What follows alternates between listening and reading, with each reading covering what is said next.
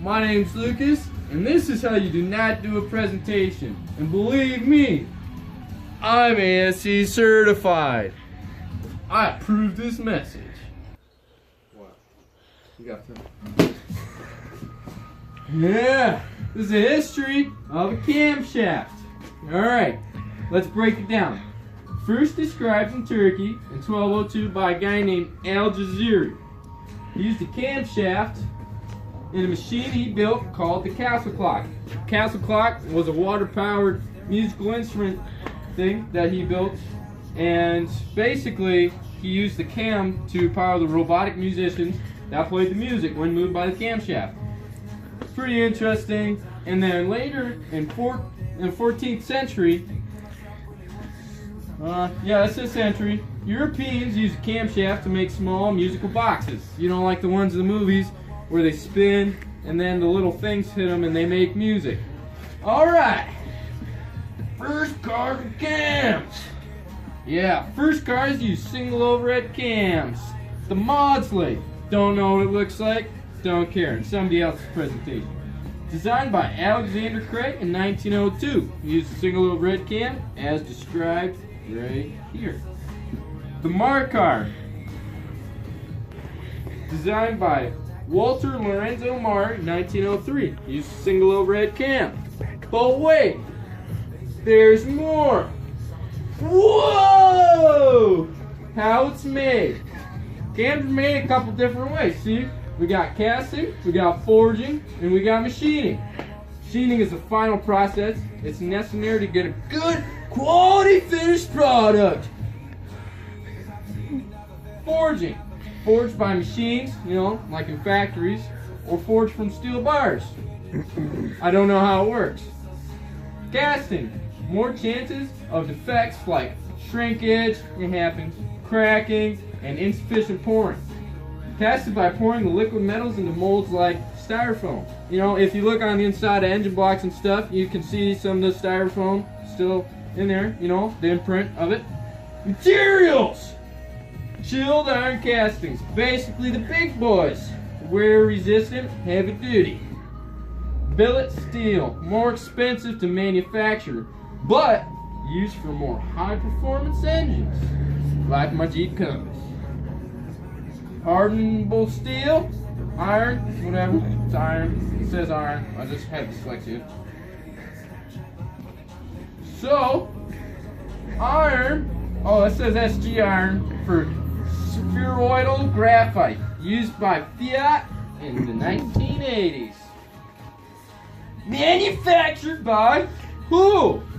Manufactured by Mellon cams, Crane cams, Howard cams, Urs and PBM cams, Comp cams, and many more!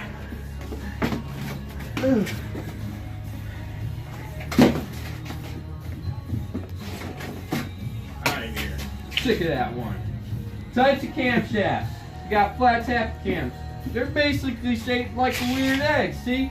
They're shaped like this. They got these flat sides, and those flat sides there are what comes in contact with the lifter. You know what the lifters do. We're in automotive. Typically in V8 engines, they look like this. I dropped that again. Alright, roller cams. Reduce friction on cam and increase RPM. I don't know how it happens, it just does. How does a posi track work in Plymouth?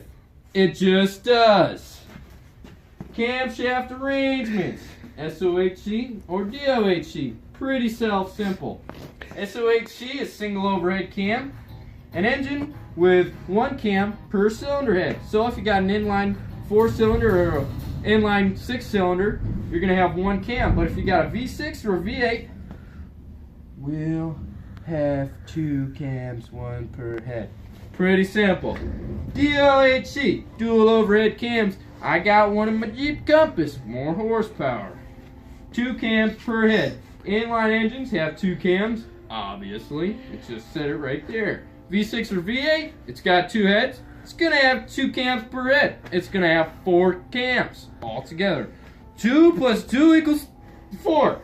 Anyways, normal engines with 4 or more valves per cylinder have DOHC, dual overhead cams. That's because, you know, a camshaft, it's not gonna, a regular camshaft that has one, it's not gonna have enough space for all the lobes to control the intake or exhaust. You know, it's gonna be crazy. How are they gonna do that? I don't know. Sick of that one. All right, let's go over here. Got this camshaft right here. It's flat tap it, all right? Flat tap it. Okay, I'm gonna say it again. Flat tap it. This is the kind of camshaft that this is. See these flat little sides right here?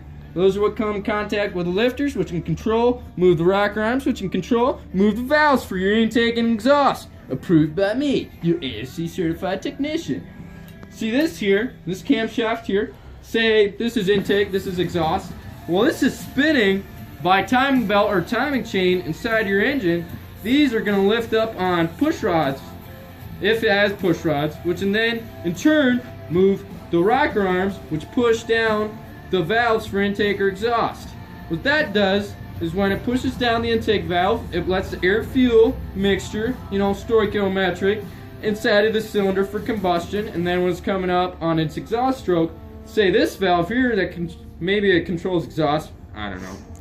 It'll push down the exhaust valve, which then opens it up so that it can, when it's on the exhaust stroke, it pushes all the exhaust stuff out. All right, let's go over here.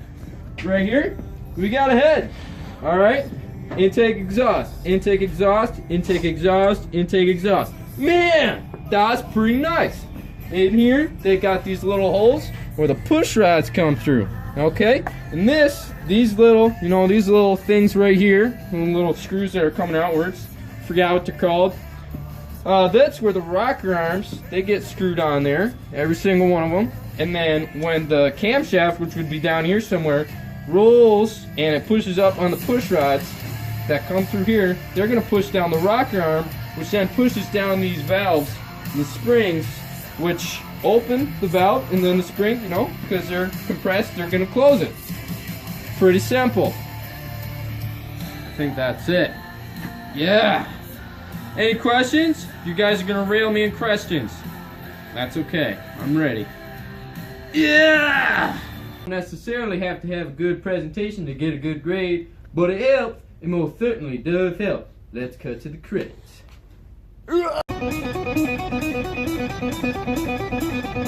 It's showtime. Four-wheel burnout.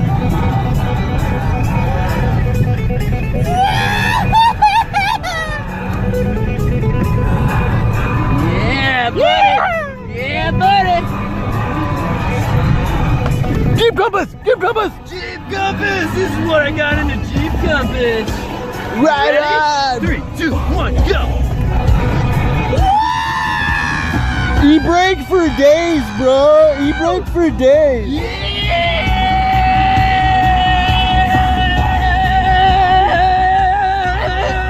E-brake for days, bro! Whoa! Alright, dude, that was awesome!